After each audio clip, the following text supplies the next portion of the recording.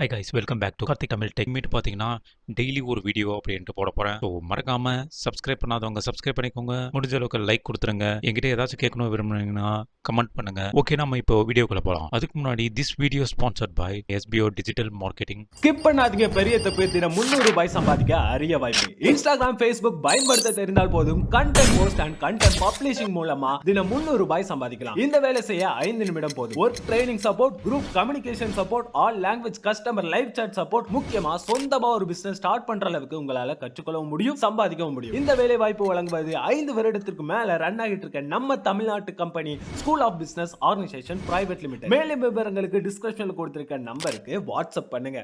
So அதுக்கப்புறம் பார்த்தீங்கன்னா செட்டிங்கில் வந்து பார்த்தீங்கன்னா இங்கே டைட்டில் இங்கேயே வந்துருச்சு. ஸோ இங்கேயும் டைப் பண்ணிடலாம். இந்த இடத்துலையும் மாற்றி அமைச்சிக்கலாம். அதுக்கப்புறம் டிஸ்கிரிப்ஷன் பார்த்தீங்கன்னா இங்கே என்ன டிஸ்கிரிப்ஷன் வேணுமோ 500 வேர்ட்ஸ்க்குள்ளே 500 லெட்டர்ஸ்க்குள்ளே வரணும். அதுக்கப்புறம் பிளாக் லாங்குவேஜ் வந்து உங்களுக்கு என்ன லாங்குவேஜோ அந்த லாங்குவேஜில் லோட் பண்ணிக்கலாம்.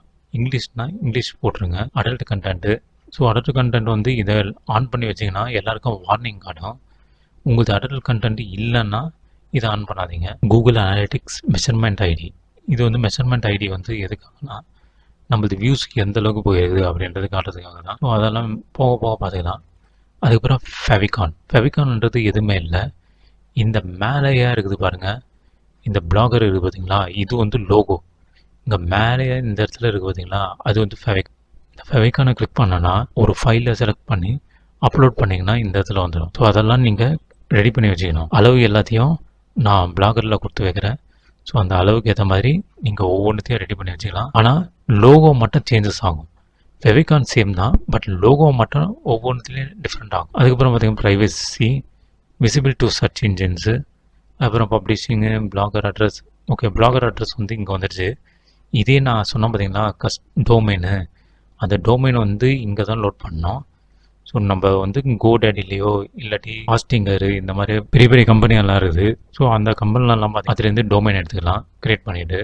ஆனால் அந்த டொமைன் எல்லாமே பர்ச்சேஸ் பண்ணுற மாதிரி இருக்கும், வருஷம் கட்டுற மாதிரி இருக்கும். ஸோ அதெல்லாம் பார்த்துக்கோங்க. அதுக்கப்புறம் HTTPS. ஸோ அதெல்லாம் ஃபியூச்சரில் வரும். ஓகேங்களா, ஃபியூச்சரில் நான் சொல்கிறேன். நான் HTTPS, இந்த HTTPS ரீடைரக்ட். இந்த HTTPS ரீடைரக்ட் எதுக்காகனா இது வந்து ஒரு சேஃப்டிக்காக அப்படின்ட்டு சொல்கிறாங்க. நானும் ஆன் பண்ணி வச்சிருக்கேன். Blog admins and authors. இந்த பிளாக் அட்மின்ஸ் ஆதர்ஸ் எதுக்காகனா, ஸோ இங்கே வந்து பிளாக் அட்மின்ஸ் இருக்காங்க. ஸோ இவங்களோட சேர்ந்து நம்ம ஆத்தரையும் இன்வைட் பண்ணிக்கலாம். ஆத்தர்னா நம்மளுக்காக கண்டென்ட் கிரியேட் பண்ணி போடுறவர்.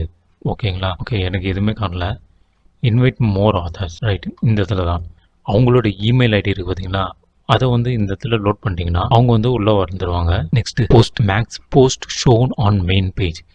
இதுதான் மெயின் பேஜ். இந்த மெயின் பேஜில் வந்து எத்தனை போஸ்ட் ஷோ ஆகணும் அப்படின்றத நீங்கள் தான் தீர்மானிக்க முடியுங்க. ஸோ 13 போஸ்ட்னா 13 போஸ்ட்டு, 5 போஸ்ட்னா 5 போஸ்ட் தான் காட்டும். போஸ்ட் டெம்ப்ளேட் வந்து எந்த மாதிரி இருக்கணும் அப்படின்றத இங்கேயே லோட் பண்ணிக்கலாம்.